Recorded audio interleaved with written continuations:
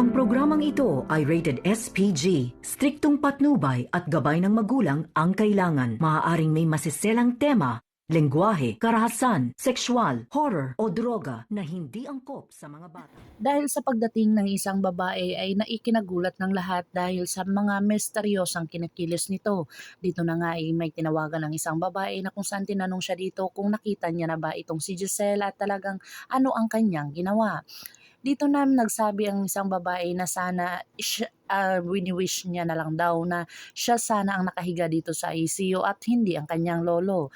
Dito na talaga emotional itong si Giselle sa kanyang mga nalalaman dahil sa talagang may misteryosang babae daw at talagang sinabi dito ni Nurse Evan sa kanya na baka hindi kaya may kinalaman nito sa pangyayari dito kay Don Pepe at talagang napaisip itong si Giselle at nagkasalamuha silang lahat. Dito na nga ay nagkasalubong ang aura ni Giselle at saka ni Moira dahil sa gustong pumasok nito ni Moira. Pero hindi siya pinapasok ng security guard na kung saan nagdulot ito ng pagkabalisa ni Giselle at talagang pinagsabihan siya dito ni Moira na masama tungkol sa kanyang anak. Emosyonal si Giselle dahil totoo naman ang lahat ng mga sinasabi ni Moira.